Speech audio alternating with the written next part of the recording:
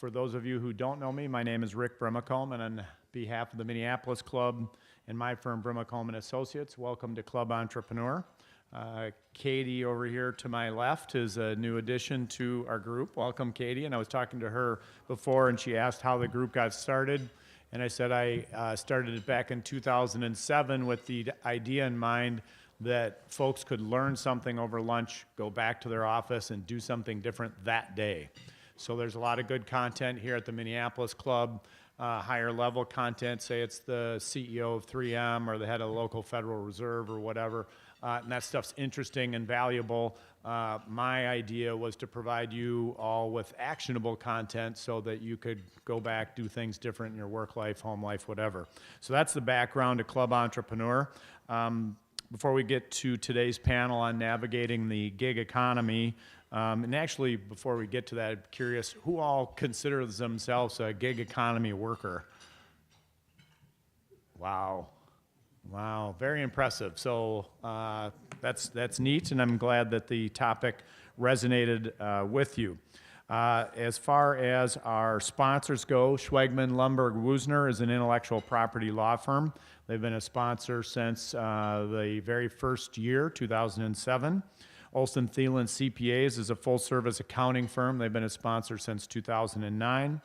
Irish Titan is a web development and e-commerce company. I saw Darren Lynch here earlier, over here. Thanks, Darren. They've been a sponsor since 2013. And did we have a second Irish Titan person? No? Oh, over there, yes. I knew we had a second one. Welcome. Sunbelt Business Brokers, an M&A advisory firm. They've been a sponsor now for a couple years.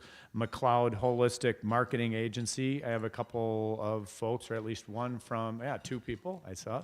Welcome to you all. Sam over on my left, Allison over here on my right. McLeod, as I mentioned, is a marketing agency, and they do a lot of work for me, my firm, in addition to doing work for Club Entrepreneur. And actually, if I backtracked a little bit, Irish Titan did the website for Sagas Club, an angel investor group that I work on. Highland Bank is a local family-owned community bank. I know I have some Highland Bank folks here. Welcome, and thank you for being a sponsor. And then lastly, the Network Connect, which is kind of a cousin to Club Entrepreneur. And if anybody would like to learn more about that, it's kind of a catalytic gateway for connecting investors, companies, and people. Feel free to seek me out to learn more there. Remember, to the extent you can, to RSVP ahead of time online, brown paper ticket. We're the first Thursday of the month.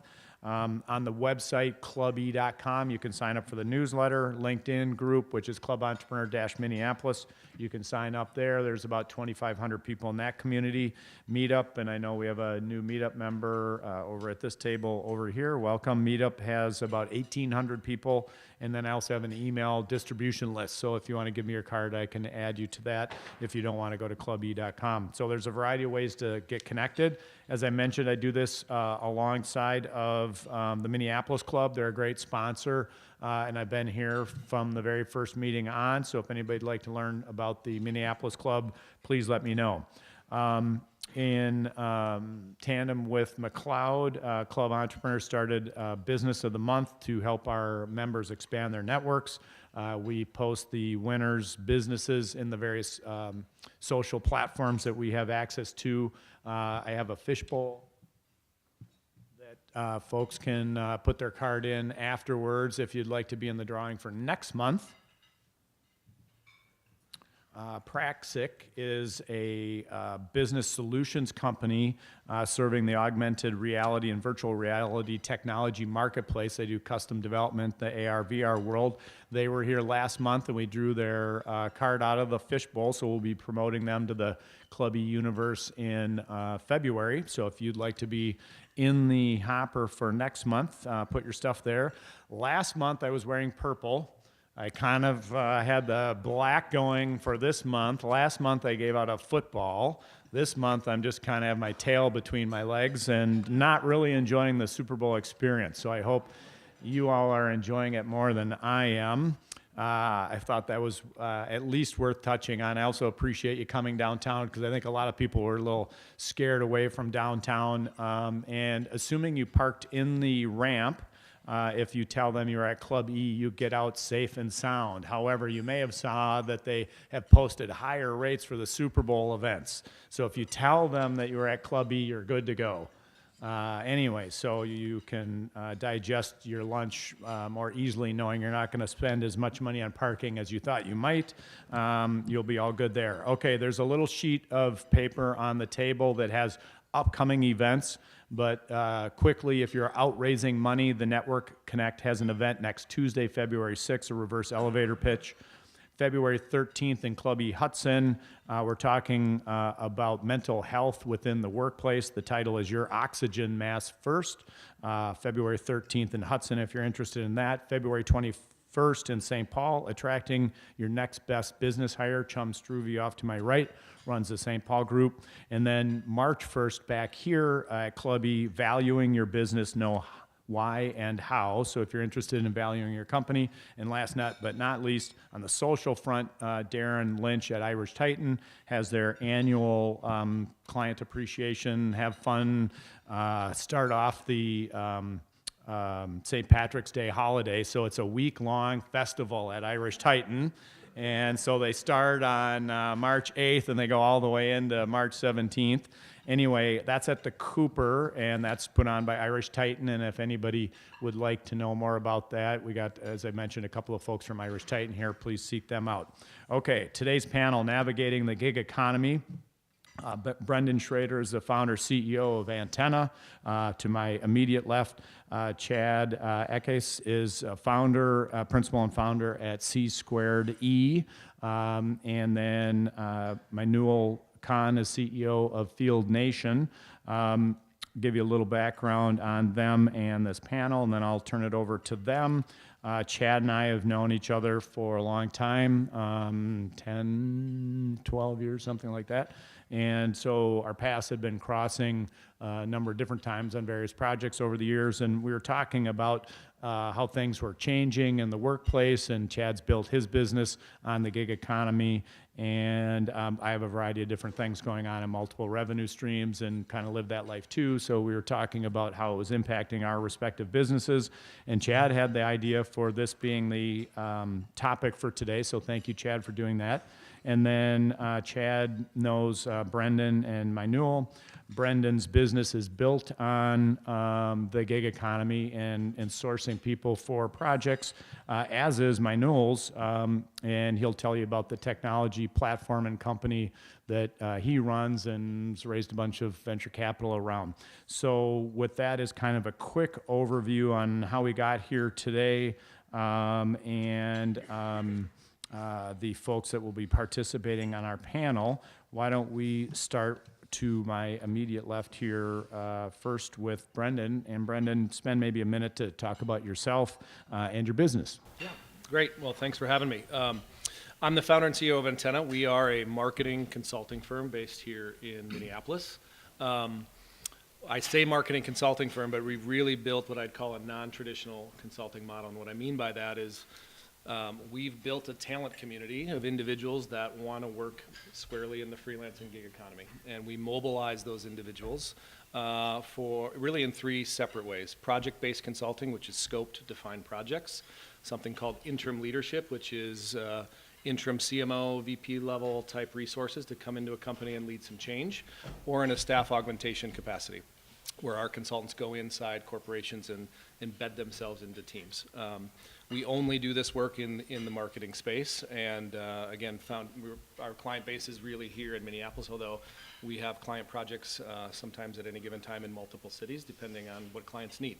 And so our model is really based on the freelance economy and helping connect and give people opportunities and connections into clients to do the work that they really love at the end of the day, and provide an infrastructure and a support system around them to do this work.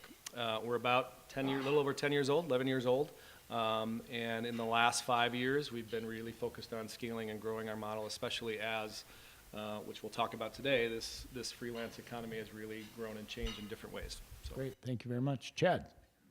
Thanks, Rick. Yeah, Chad Eckes. I'm founder of C Squared E. It's a boutique consulting firm I started about 9 years ago in my attic or my garage, whichever was available at the time. I had a background in IT and software product management and marketing, and I sensed that there was a need in the marketplace at mid-market software and software as a service firms for better processes and better go-to-market strategies for technology products. I had done that at 3M successfully, but I sensed that there was a bigger need for it. So went out on my own, again, 9 years ago, and I do a handful of types of work. I'll do a lot of voice of market or voice of customer research. I will do competitive analysis. I'll do a lot of that front-end strategy work, whether a product is about to go to market or it's already in the market and they need to step back and sort of take a look at what is the right place for this product or our company for that matter. I've done a handful of gigs, if you will, where they're really short term. They could be 2 weeks to 2 months. I do a market study or a competitive analysis. I've also been engaged long term as an interim leader for companies in like a product management or marketing or strategy role. So I've found success in both models, and I like them both. And I very much like the variety of work that comes my way, and that's one big reason I got into this on my own. Great, thanks you. I know. My name is Mainul Khan. I'm the CEO of a company called Field Nation. Field Nation is the 7th largest gig platform. We're based out of Minneapolis, here, just a couple blocks from here. So what we do is maintain a marketplace, just like eBay, but it's all intangible services. So one side of the marketplace, we have about 150,000 contractors located all over US and Canada. And other side of the platform, we have service companies that are looking for service providers. So we bring them together through our marketplace and get them to work together. Great, thank you very much. All right, so if we come back down here, Brendan, take a minute or two, share some stories, anecdotes about how you kind of fit into the topic and some insights into the discussion and story we're having today. Sure. Well, I mean, as probably a lot of folks in the room and have seen, this train has left the station about this freelance and gig economy, right? I think now the stats are debatable, but anywhere between maybe 60, 70 million people are working in this economy in this way. Multiple streams of income, either as a solo entrepreneur, independent person, an entrepreneur in some fashion, or they're scaling something. But either way, they are probably pulling together a portfolio of revenue as a career choice.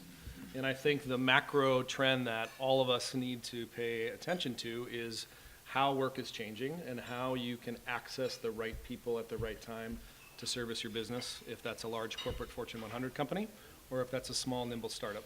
Because the reality is that the talent is now shifting in terms of how they want to work and under the parameters that they want to work in. And I think we see that in our business every day. More and more people are opting out of a traditional employment model and going into this economy and working in this fashion. And I think it used to be a market where you think that if you're a temp, you might not be an A-level talent player, and the opposite's happening, right? The A-level players are opting out of traditional employment and are thinking about moving into this gig economy in a different way. And obviously we play only in the marketing space, but we see this all the time in terms of senior level professionals moving out and entering this market. Great, thank you. Chad? Well, I echo everything you said, and when I started, it wasn't called the gig economy. It was people that had been laid off from big companies in 2008 and were consulting, right? But I actually made a conscious decision. I think a lot of people are making that decision to break away from corporations or executive level roles, to go out and stretch their wings as an entrepreneur, stretch their wings with what they can do for others. What I've seen change in these 9 years is, definitely a larger acceptance by companies big and small, wanting to work with freelancers, or gig economy workers. And I've also found more platforms like Field Nation. There's platforms for all levels of individuals and all kinds of talent, where you can build a profile and you can interact with companies not just digitally, right? You call them up and they'll call you, but you can find those projects in a lot of different places. Yep. And more, as I'm in this longer, they're coming more and more to me. I don't have to always go out and find them. Again, thanks to platforms like Field Nation and others. It's becoming more popular, more common that companies, big and small, are reaching out and looking for, whether it's, again, project-based work, or they look at it as we need an interim leader for 3 months or 6 months, whether that's a CMO or CFO. I see, a lot of that just, even posted on job boards now. Great, thank you. Manuel. So I'll use my marketplace and platform lens to this topic a little bit here. When we got started in 2008, one of the things that we saw is a massive trend of millions of people becoming independent. Millennials are actually accelerating this trend, and there's some research out there that shows 50% of U.S. workforce will have some sort of gig arrangement for their job status. Either full-time job would be gig type of work, or some sort of part-time gig arrangement. And the challenge that we saw is that, as millions of people becoming independent and thousands of companies looking to engage this independent contractor, it really creates a very inefficient market. There's a lot of friction in the market. And so the reason for us to bring the platform to make this very efficient, as frictionless as possible. So if you're a consultant, you can quickly find the job that fits your skill set, your location, your pay rate. And if you're a business and you have a project with your budget, with your timeline, you can get someone as quickly as possible without spending tremendous amount of time to find someone to do the job. So that's kind of the angle that we take from the platform, the marketplace-wise side, is to make the marketplace as efficient as possible. Okay. Why don't we stay down there with you, Manuel? 2 questions. First one being, talk a little bit more about how the technology platform does make it easier. Can you go into just a little bit more detail on that? Of course. So, think about if you're a consultant, you may be really good at your craft. That may be you're good at, Chad, who's very good at product management and go-to-market and stuff like that. Or maybe, you're good at logo design, visual design. But if you're independent, it's more than just your work, the craft that the skill set. You need to really think like a business. That means you need to know how to sell, how to market, how to manage your cash flow, all that kind of stuff. And that could be very daunting. A lot of people probably just, back away from their dream to pursue this independent lifestyle, thinking that where do I get started? It's very, very challenging. And with the platform, all we ask our independent contractors, you create a profile with your skill set, certifications, licenses, and stuff like that. And we become the sales force. We become the marketing force. We bring business to them. We manage their payments, so they don't have to wait net 30, net 60, and net never is also a situation sometimes. We guarantee their payment. We guarantee their insurance. They don't have to worry about insurance and things like that. It really helps them to focus on what they really want to do, which is getting the work, the skill that they can, they can focus there. On the business side, it's very difficult for businesses to find the right talent within their budget, within the time frame, and we take away all that. You create your project, and within a matter of minutes, in our marketplace, the average response time for a project coming from a available, interested, and qualified consultant in less than 8 minutes. And that really blows people's mind away. So the technology is really to make an efficient marketplace, take away all the friction as much as possible. So in a platform like that, how does somebody, a consultant, build a trusted relationship? Or are they kind of a faceless, nameless entity out in the crowd? Right. Very good question. So it starts with, creating a profile with your skill, certifications, license, all the credentials and stuff like that. But I'll be honest with you, is that getting the first project in a competitive marketplace like Field Nation or others is always difficult because there is no history, there is no experience in the profile. But you get one or two projects and you build your profile with a little bit of feedback and ratings, and that creates a lot of trust in the marketplace, and you keep getting next jobs. One of the things that we do in our marketplace is that we make the relationship building really, really easy. So once you complete a project for someone, that company will be able to find that consultant very easily. We try to foster relationship and finding the same people over and over again, because it really builds, the relationship means that there is loyalty and there is trust, and it leads to better quality of work and more money for the consultant. So we definitely foster that through our technology. Great, thank you.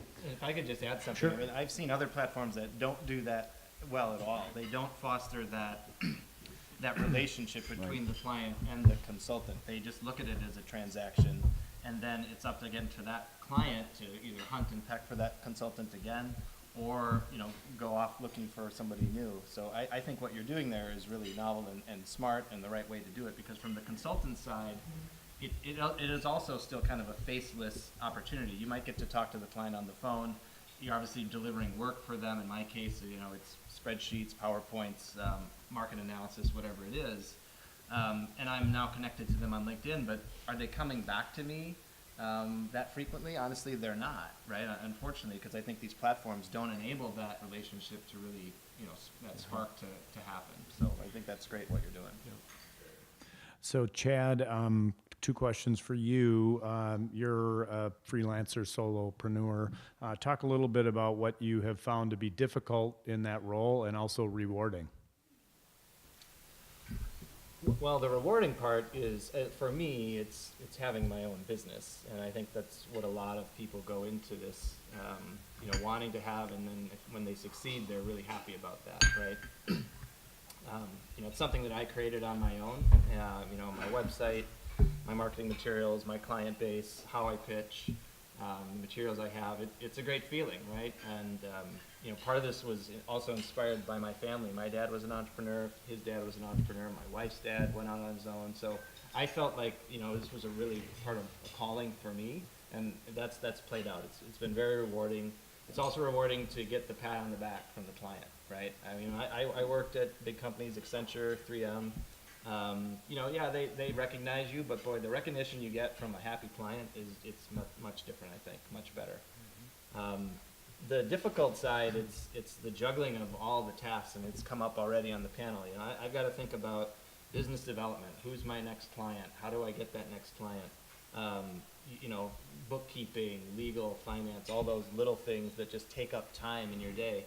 And juggling, there's times where I do have multiple clients, multiple work streams happening in a day and a week, and just balancing that on a daily basis. It's certainly similar to executives who are balancing multiple work streams at work, but when you have competing client needs and you really want to impress them all, especially if it's a new one, I'm stressing out sometimes, right? And figuring out how do I spend this day, the next day to get these things done? How do I spend tonight, this weekend, whatever it takes. So all that juggling, I think, is one of the challenges for sure. What advice would you give somebody who's thinking about going into business for themselves as a consultant, freelancer? Sure. Well, going back to what I'll started it for me, and again, it was kind of a fire in my belly that I wanted to do that. I wanted to be an entrepreneur, start a company, whether it was going to be just me, which it really is, or if it was a bigger company with employees. So I had that kind of vision and that goal, and I think a lot of people that go into this do that as well, or have that as well. Once you get over that, you also have to look pragmatically. What kind of money do I need to make? What's my situation financially? Because when you get started, it might not be, what you were making in your current job. You might have, no income or very little for the first few months or even, a year or something like that. So you have to think pragmatically about the economics of it as well. But once you made that commitment and you're going after it, my recommendation is make sure you're picking, call it a niche or a really fine point niche in a market where that you can add value and you can be different. right? Where you'll be different than the other gig economy workers or people that are on staff at a company, really pick that out. And so for me, coming from technology, I had, probably 12 or 15 years of IT and software experience, as well as marketing, product management, and strategy. I thought, I think that there's a niche there. I see companies like 3M, doing a lot of ready, fire, aim, as opposed to really knowing where they're aiming and getting their market strategies right. So that was my hypothesis, and I felt that if I really, positioned myself to, technology companies, helping with strategy, product management, marketing, kind of, upstream marketing type of work, that there would be opportunity for me.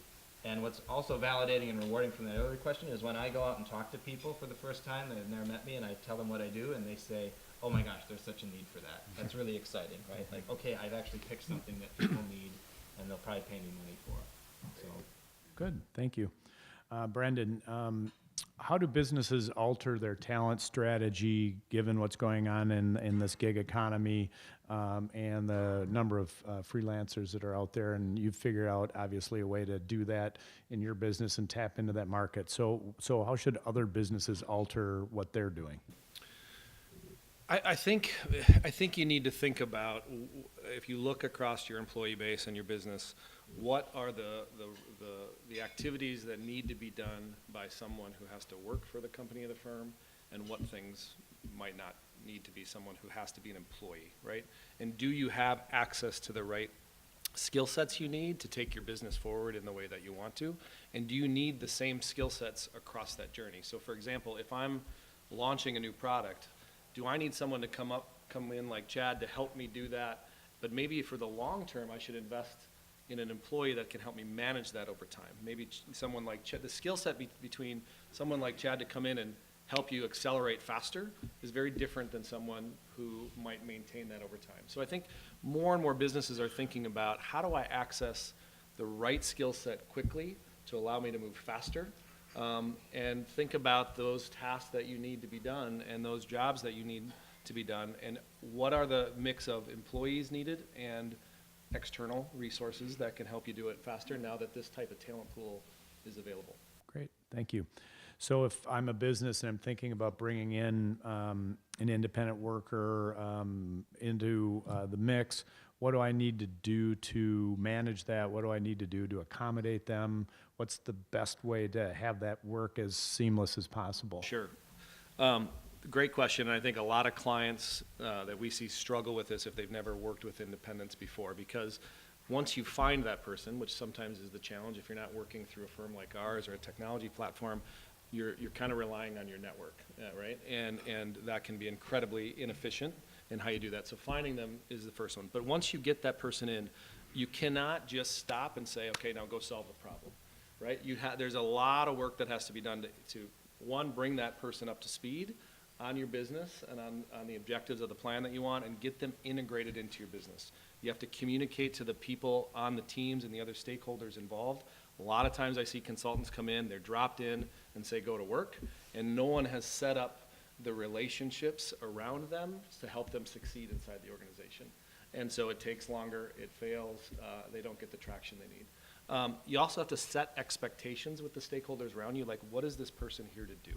A lot of times we hear people get uncomfortable, like, is this person here to take my job? If I'm another employee or a peer to this person, are they here to lead a project I don't know about? Set clear expectations, communicate with them about it, and obviously give them the runway internally to deliver on what you've set them out to do. And I think that long-term support and the structure that happens after you find them and get them set up to get started is the most critical component to the whole thing, is to support them along the way and set expectations around them. Great. All right, so I have some other questions, but those were the main ones I wanted to get out. I will keep going if nobody wants to chime in. Otherwise, John will give us a question, and I'll come to, actually, let me hit John first. I'll come back to you. John. Sure. So a question for you guys, if you face this, with the gig workers, maybe 20 years ago, 10 years ago, they were starting companies because of the entrepreneurial nature of that pursuit, which changes the exit event. You guys have dialogues now with the gig economy, like, your exit event, you're not going to start a company anymore. You're an individual going out, and so you're not going to make something where you get a 5, 10x EBITDA at the end of it. Are you starting to see conversations or anything on the financial side that people are thinking, okay, I'm going to go gig, but I'm not going to sell a company anymore, but I would still like to have that type of exit event. What's happening? I know it's early stage, so there's So did you all hear that question over there? Or should I repeat the question? Repeat it? Okay, the question was, for people starting their own thing 10, 20 years ago, they would have started a company, and you'd grow that company for a little while. Then when it came time to move on to the next thing or retire, you would sell it, and there'd be some income, in theory, attached to that. Now, if you're going completely gig economy and you're not building something, what does that mean for people, and are there conversations around that from the people participating? I mean, I guess I would say the profile we see of the person going out in the gig economy is diverse. You have individuals that are making a very strategic career choice to go out and build the next phase of their career in this way, and their expectation is to build their time and to maybe have a portfolio income, right? You have others that start out, and like I'm a perfect example. When I left my corporate job to start, I had the idea of Antenna, but I started by billing my time hour by hour and serving as an independent consultant just like Chad. But my goal and intention was to build something over time. And so the profile from a solopreneur independent to an entrepreneur, we see that a lot in our business. We see a lot of partnering with other independents, right? So you're coupling skill sets, you're going out pitching work together, but then you're breaking down, you have your own clients. So the ecosystem has changed a lot, but I think it's all about the profile of the person and what their long-term objective is. Do they want to grow and build something beyond them, or are they making a career choice that's a shift in a different way than a traditional job?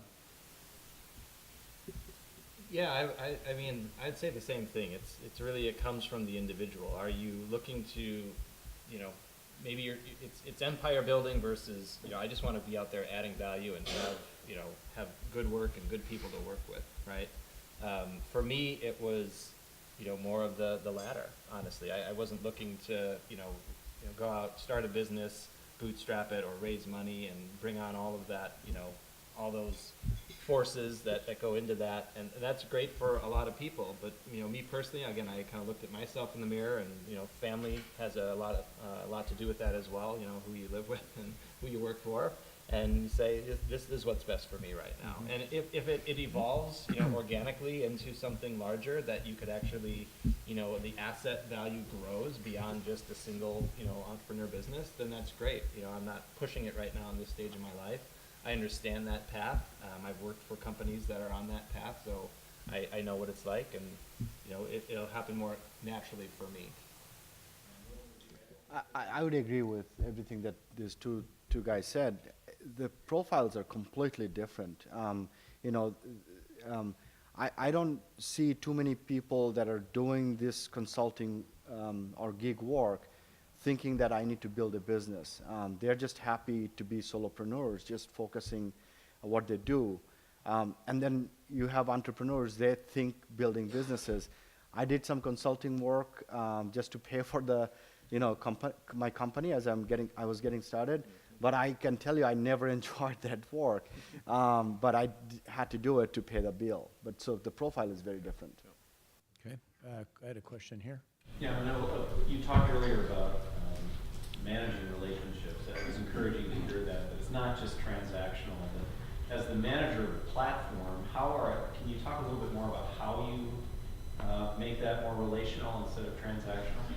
The question over here, if you didn't hear it, was how does Manuel in particular make the relationship with the workers more of a relationship versus a transaction, given that he manages a platform? And then maybe after you chime in, we can hear your perspectives, you other two guys. Manuel? So there are a couple things that we do. One is that we encourage our buyers to create preferred contractors network. So they can vet we have 150,000 contractors, but nobody is going to ever use all these contractors. So we ask our customers to, as they get onboarded with our platform, we say, based on your work demand, let's create a curated network that meets your criteria. And those people will continue to work with you. And the reason for that, because relationship means, higher quality. That's how we see that. Then we also have matching algorithms. So at the time of the project, we immediately bring up the contractors that worked for them before. So we do that because we really care for the quality of work. Some of the other platforms I know that don't do it, there is an economic reason for that because once that connection happens, let's say I found Chad through a platform. Now there is no reason for me to go through the platform anymore, right? So Chad can get a little bit more money, I can save a little bit more money, so we take the relationship off the platform. But fortunately, the kind of work that we do at Field Nation, it's very high volume work, and our customers really value the workflow that we built into the marketplace, in the platform, that allows them to get through the work as fast as possible. So let me give you another, in a different example, but to make the same point. When you take Uber or Lyft, you never save the driver's name and number, because you can get the next guy as quickly as possible, as easily as possible through the Uber app. So our work is just like that in some ways. But some other platforms, there's a platform called Catalent where you can find MBA consultant like Chad, and this is a high value. Once the relationship happens, I just need one Chad. I don't need 10,000 Chad. So you save the numbers and stuff like that. So our dynamics is kind of different, and we can foster the relationship without jeopardizing our economics in the marketplace. Any? Well, I would just build on that by saying it's going to depend on the skill sets and work types, right? So in my market, it's going to be way more built on relationships, as far as wanting to partner with me and me wanting to partner with a client. And it's definitely based on relationships, across the board, especially when it's going to be repetitive, right? And you want that same person, you want that trust, you want that quality. The platforms, the one you mentioned, and there's others that maybe cater more towards my skill set. Again, they might help make the connection and make sure that contracting is going well, because their fee is on the line. But then once it happens, they kind of step back, which I think is a mistake. They really should be managing that to turn into longer term relationships between that client and the consultant. But I don't see that happening in my marketplace specifically, but I think they should. I think that would be better. Yeah, I think what I'd add to that is I think if you look forward on where this freelance economy is going, the relationship piece becomes the critical component. And the reason is in the past, and I'm going to use more of a traditional staffing firm model, that's how you would get some of these workers. And it's a very transactional process, right? And there's a very much a block between the client and the worker, for the reasons you said, going around, and everybody's trying to avoid going around in the relationships. We take the opposite approach, and we're also trying to build a brand that consultants and clients value, right? So if there's no value to the intermediary, to some degree, on the client or the consultant side, then they're going to strive to go around you to do that work. But if you're providing value from a brand and a support standpoint, like we do for our consultants, if you are providing value in terms of the type of clients you have, if you're providing value from a client side and thinking of helping them think about their business strategically and what resources they need to pull together to accomplish their goals, that's the kind of long-term relationship that you also build with consultants, and that they can build directly with these partners. And they want Antenna involved, because we're bringing value to that equation for them. So I think the relationship becomes key. Transactional relationships are always going to exist, but at the same time, as people move into this space, they don't want to do this work on their own, right?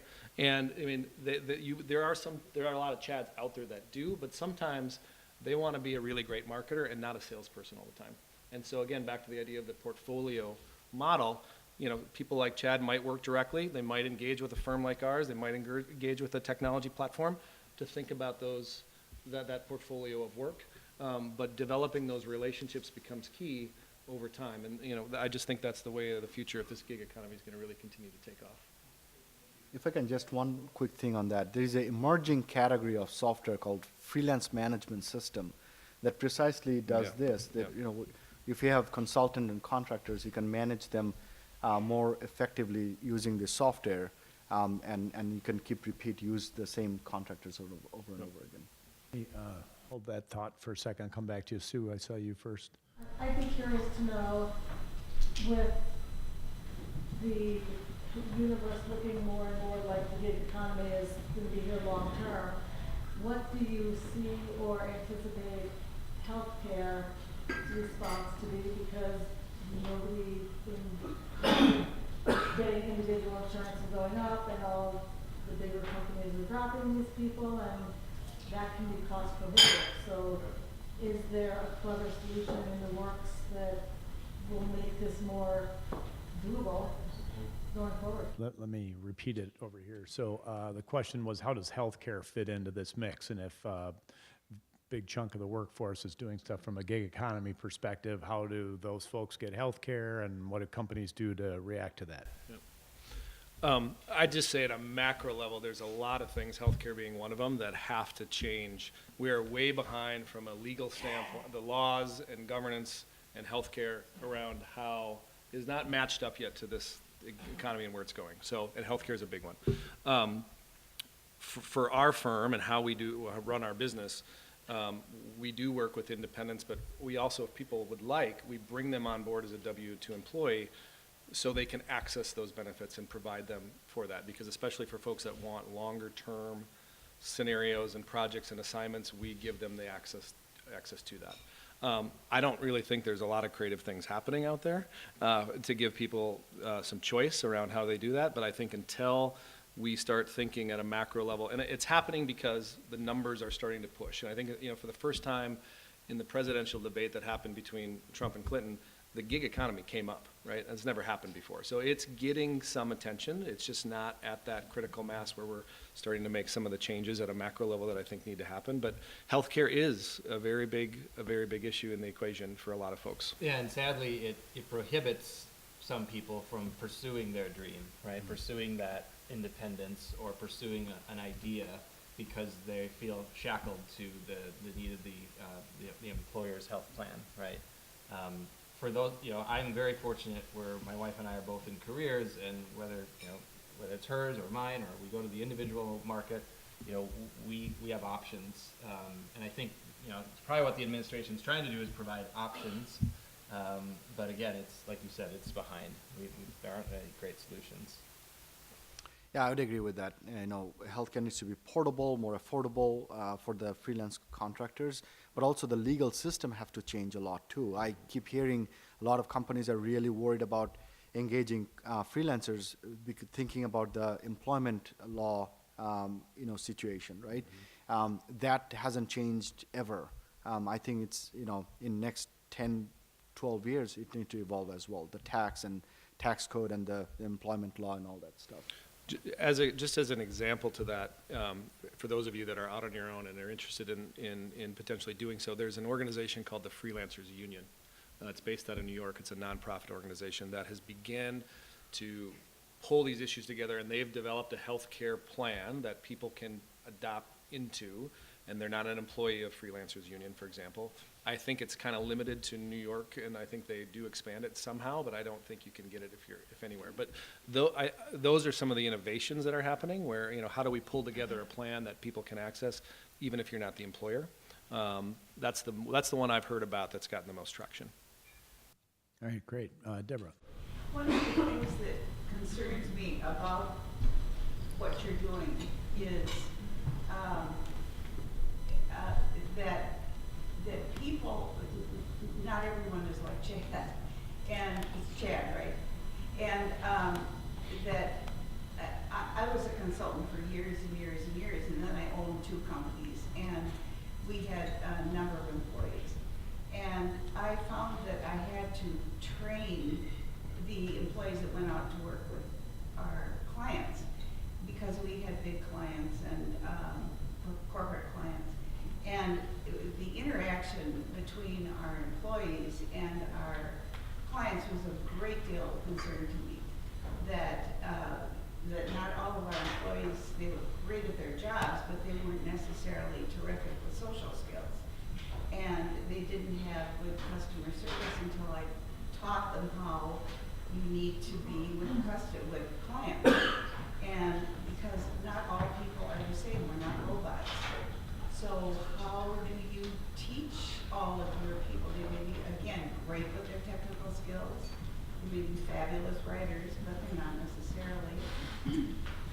with clients. Okay, so I'll repeat that for everybody over here, and then for the panel, that's going to be the last question, and then we'll wrap up.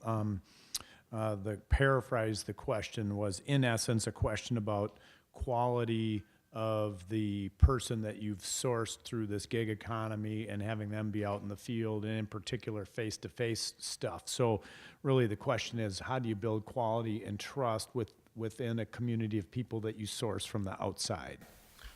I think it depends a little bit about the model, right? So our business model is such where we do not just, again, complete the transaction and have the consultant go out, right? We have a client development team that is in place to be that contact with the client and the consultant to make sure that everything is going right with the engagement and is constantly in that process. So they are there to ensure quality and satisfaction on both sides of the equation.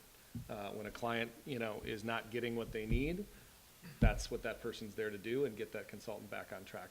When the client's off the rails and the scope is creeped dramatically and it's not anything like it was supposed to be, that's when our client person gets involved. So for our model, we build it into the service to the client and to the consultant as a reason why you want to be with Antenna, why you want to be with us, instead of just creating that transaction and then out of the way.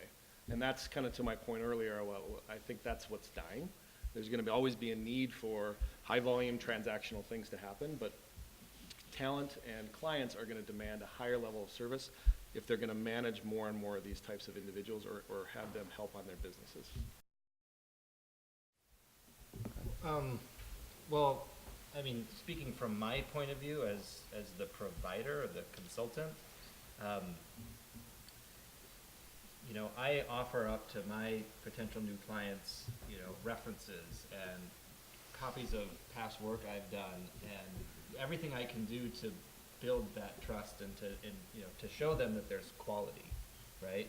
And when I have brought on some other consultants to do work alongside of me or work with me, do the same thing, like, profile, here's some past work. And you have to build that trust on an individual level, right? And showing that this person's background, their quality, the work they've done, the testimonials they've received from my other clients or from their clients. So much of it is about now, what is your background? What is your profile, right? I mean, on Field Nation, once you complete a gig, they can give you 4 stars, 5 stars, no stars, right? And on these other platforms for CFOs and CMOs, it's the same thing. 5 stars, 4 stars, they can write a comment. So, more and more that's going to bleed into consulting firms and even just professional settings where everybody's got a profile, right? It's not just your annual review and it's kind of in the HR folder. It's more public. And so as an individual, you have to represent yourself the best you can. As a boss, you have to make sure everybody's representing themselves the best they can as well. And you have to start using those sort of more public-facing, I think, quality metrics. So from my perspective, the difference between our best customers and the customers that are miserable is one thing, is that the best customers invest a lot of time to train those consultants in terms of their policy and procedure, setting the expectation right and stuff like that. And the customers that are very unhappy, they just use the platform as a transactional tool. There is no relationship, no communication whatsoever. They feel like they can press a button and magically things can get done. Unfortunately, that's not the case. I always give the example like, Uber is a simplistic platform in a sense that, you're going to take a passenger from point A to point B. How many ways can you screw that up? But if you're doing a little bit more complex work, there's a lot of ways things can go wrong. This is where the upfront investment is so critical. It's not different from your full-time employee investment. I mean, so in the example that you gave, you invested in your employees. You brought them on board. You trained them and things like that. Our best customers that are using the consultants, they do the same thing with the consultants. Great, thank you. Okay, last question. It's 1 o'clock, so we won't go too long, 30, 60 seconds each. If you're kind of to wrap things up in a nice little bow and give people a couple of things to take with them, what might be the couple of key points that you'd like to make as we finish up? Maybe I'll start quick. I'd say based on our discussion today, the thing I would say, I'd start on something, elaborate on something Chad said around how do you know if this is right for you, right? I think a lot of people jump into it thinking it's something different than it is, and I think you have to do the hard work of the self-awareness and self-assessment to say, do I want to deal with all the things that come with being out on my own? In our business, we have a lot of marketing experts, but the reality of the gig economy is like you're gonna spend 50% of your time doing sales to line up those activities. Do you like to do sales and network and get out and attend lunches like this and expand your network, right? That is daunting for a lot of folks. They wanna be practitioners, they don't wanna be salespeople. Now, there's ways to still get work through firms like ours, platforms, a lot of different ways, but likely a percentage of your time and a percentage of your portfolio is going to be going out and getting some of your own work. And are you going to like that? So just do the hard work to think about, is it right for me? And understanding all the pieces that'll help you build a successful practice over time. Yeah, and I would have said about the same thing, and for me, it was all about creating an actual plan. Not really a business plan, but it was a work plan. I need to spend this much time doing this much time doing this. I need to create this, I need to create that. You know, I use a lot of spreadsheets. I don't have a Salesforce.com or a HubSpot or any of these SaaS tools, but I use Excel to make sure I'm on task with business development work, with marketing, with doing my books, calling my accountant, whatever I need to do. So, again, I said earlier, I'm juggling a lot of things. And I'm kind of okay with that. I kind of like it. I'm not the best salesperson. I like delivering the work more than I probably like hunting for it. But so I need those tools to kind of keep me on task. Other people might be better at sales and they like being out networking, and it's the delivery part that they're less interested in. So give yourself some tools, plan for it. And then the other lesson that I learned a long time ago, which I think is true in all services businesses, is to know that that future client of yours, that best future client of yours, is your current client, right? So keep that client happy, and then keep working with them. Let them make that choice that they want to keep working with you. Your platform allows for that to happen. Some platforms don't. Your business definitely allows for that to happen. But that's like the number one rule in consulting, right? Make that next client be your current client, because it's a lot easier to sell and build value that way long term. So for the companies, the message is that don't look at the consultants as a way of saving money. That's obviously part of the equation, but the bigger opportunity is the growth story. Companies, the new generation of companies like Antenna, they're tapping into the freelancers, and really the growth is unlimited. So companies like Antenna, they don't worry about, I don't have this skill sets in my W-2 workforce. They can just get any skill set, whatever they need, whatever the customer need. So our customers, their best motivation is coming from the growth. They think like, with Field Nation, I'm not constrained with how many people do I have in my bench. I can just do any type of work anywhere in the US or Canada. Great. Well, thank you very much. Give everybody a round of applause.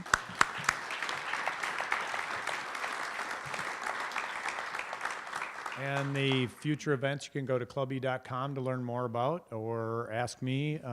Happy to help you all with that. Thank you very much for coming. Look forward to seeing you on March 1st, if not before. Thank you.